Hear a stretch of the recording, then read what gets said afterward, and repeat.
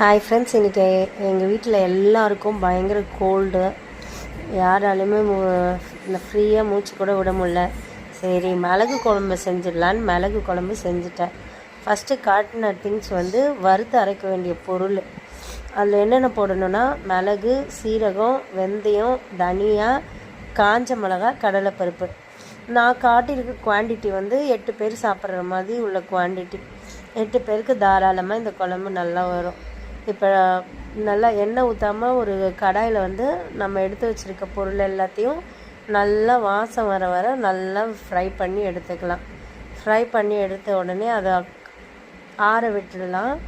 அப்புறம் கடாயில் இதுக்கு நல்லெண்ணெய் ஊற்றிக்கோங்க, ரொம்ப நல்லாயிருக்கும். நல்லெண்ணெய் ஊற்றி வெந்தயம் போட்டு கடுகு போட்டுக்கோங்க. இது ரெண்டும் நல்லா பொரிஞ்ச உடனே வெங்காயம், கட் பண்ணி வச்சுருக்க வெங்காயமும் பூண்டையும் போட்டு எண்ணெயில் நல்லா வதக்கிக்கோங்க. எனக்கு சின்ன வெங்காயம் இன்றைக்கி கடையில் இல்லை, அதனால் நான் பெரிய வெங்காயம் போட்டிருக்கேன். சின்ன வெங்காயம் போட்டால் இன்னும் செம்ம டேஸ்ட்டாக இருக்கும். இப்போ குழம்புக்கு குழம்பு கூட்டை ரெடி பண்ணிக்கலாம். உப்பு போட்டுக்கோங்க. இந்த குழம்புக்கு தேவையான உப்பு, மஞ்சள் பொடி, அதுக்கப்புறம் மிளகாத்தூள். எனக்கு வீட்டு மிளகாத்தூள் காலி ஆகிடுச்சு, அதனால் கடை மிளகாத்தூள் தான் இன்றைக்கி யூஸ் பண்ணியிருக்கேன். இந்த மிளகாப்பொடி காரமே இருக்காது. அதுக்கப்புறம் இந்த குழம்புக்கு தேவையான புளி, ஒரு நெல்லிக்காய் சைஸ் புளி இருந்தால் போதும். நமக்கு எவ்வளோ தண்ணி வேணுமோ அவ்வளோ குழம்புக்கு தேவையான தண்ணியை இதில் ஊற்றி வச்சுக்கோங்க. வெங்காயம், தக்காளி நல்லா வதங்கட்டும். அதுக்கப்புறம் நம்ம வறுக்க வேண்டிய பொருள்லாம் நான் காட்டியிருக்கேன்ல, அதெல்லாம் ஃபஸ்ட்டு தண்ணி ஊற்றாமல் அரைச்சிக்கோங்க. அதுக்கப்புறம் அது நல்லா தூளானதும் தண்ணி ஊற்றி அரைச்சிக்கோங்க. இப்போ வெங்காயம் நல்லா வதங்கிடுச்சு. தக்காளியை போட்டு வதக்கிக்கோங்க. தக்காளி நல்லா வதங்குறதுன உடனே நம்ம நம்ம குழம்பு கூட்டி வச்சுருக்கோம் தெரியுங்களா, முன்னாடியே சில குழம்புலலாம் நான் இப்போ இந்த தக்காளி வெங்காயம் வதங்குற செம்பதான் மிளகாத்தூள் போடுவேன்.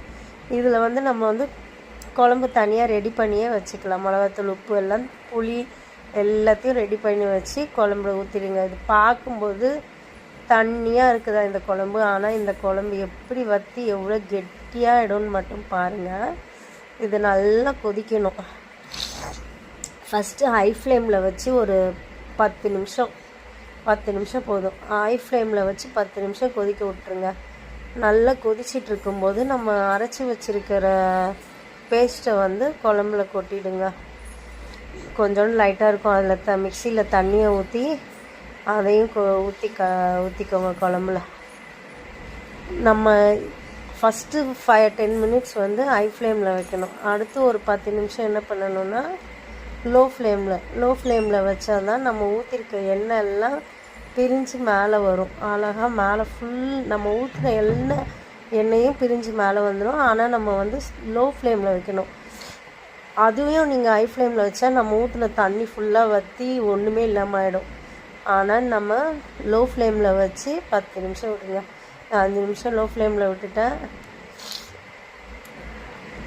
அடுத்து பாருங்கள், இந்த குழம்பு எவ்வளோ கட்டியாக, குழம்பு பார்த்தா உங்களுக்கே தெரியும் எவ்வளோ கட்டியாகிடுச்சு. நம்ம ஊற்றின ஆயில் எல்லாம் வெளியில் வந்துடுச்சு பாருங்கள். இதுக்கு சைட் டிஷ்ஷு அப்பளம், ஆம்லெட் சூப்பராக இருக்கும். ஆம்லெட் கூடல அப்பளம் மட்டும் வச்சு நான் சாப்பிட்டுட்டேன். சூப்பராக இருந்தது. நீங்கள் ஒரு வாட்டி ட்ரை பண்ணி பாருங்கள். ட்ரை பண்ணிவிட்டு குழம்புல எப்படி இருந்தது அப்படின்னு எனக்கு கமெண்ட் பண்ணுங்கள். யாருக்கெல்லாம் மிளகு குழம்பு பிடிக்குன்றதையும் கமெண்ட் பண்ணுங்கள். நிறைய பேருக்கு பிடிக்காது மிளகு குழம்பு. நல்லா காரமாக அந்த கோல்டுக்கும் அதுக்கும் சூப்பராக இருந்தது.